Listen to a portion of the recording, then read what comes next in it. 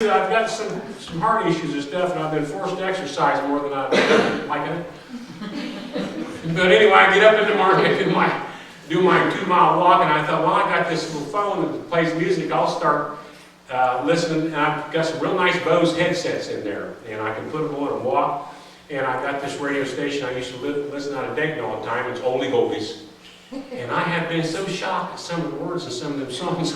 Oops, I know what that meant. You can't, it's too late now. But then they bring on new songs now and then. It's on some kind of a radio program with iHeart or something. I don't know, it works good really anyway.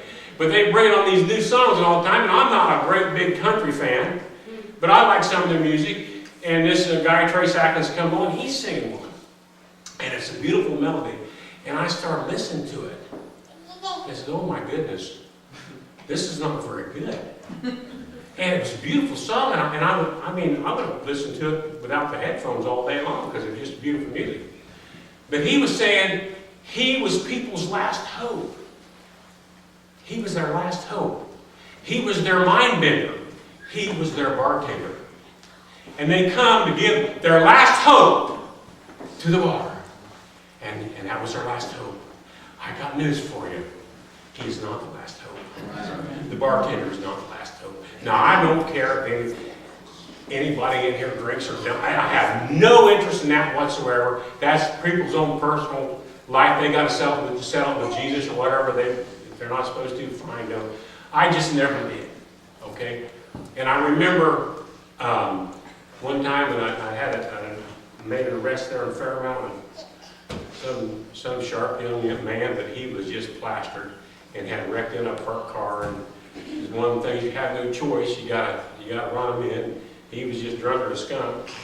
And I was always a little bit of a drive from Marion down from Fairmount to the Grant County Jail, and so I'd always take a little time and try to witness to him a little bit if I could. Well, you can't hardly do that with somebody who's been drinking too much, but you can have a nice conversation. We become friends on the way down.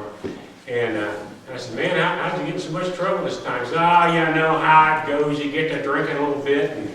Now keep in mind, he had just lost his Jack Daniels all over my back seat. He had it all over him.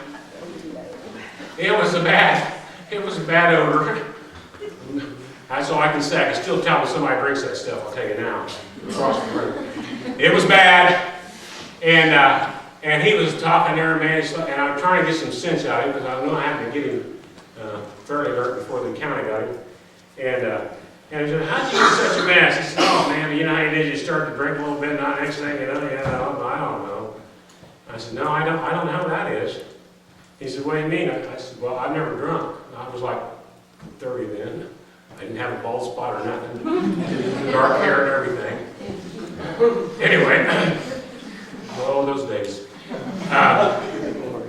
But he said, what do you mean you never drunk? I said, no, never drunk. I'm 62 now. And I don't know what a beer tastes like. Never had any interest in it. I just never did. My brothers did, families did. Well, I don't care. That's not the story. But he was so amazed that I had never drunk. And he started, man, you don't know what you're missing. And I'm looking at him in the mirror through my little cage, and he's got vomit over. I say, well, I see one thing I'm missing. That is not your answer if you want peace on earth. And if you want that fear taken out of your life. One of the biggest problems I had is fear of failure. It always was. I was afraid I was going to fall. And I didn't realize how precious Jesus was to us. He is so precious. You know, when we become born again, we become His children. And if we'll walk with our hand in His, He won't let us fall. Did you know that? He loves us more than our own parents love their children. Now, I'm sure all of you, one time or another, has had one of your little children's hands, and you walk with them, didn't you? You was holding on. They thought they had your hand. They were holding on to you. But you know what happens when that little child trips? Who had who? The dad's not going to let that little child get hurt. And sometimes the dad will swing that child over a puddle and he's just too short to get through. Christ Jesus can do that for each and every one of us today.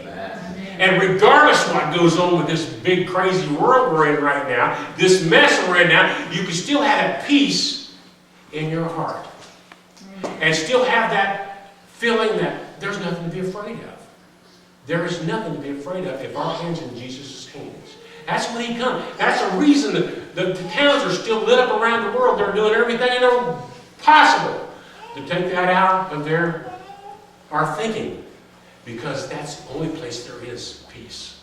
It's in Jesus Christ. That's it. You can try anything you want. And folks, it's not some big magical act to find Christ. He made it so plain and simple. He said, behold, I stand at the door and knock. If any man opens, he will answer. Any man.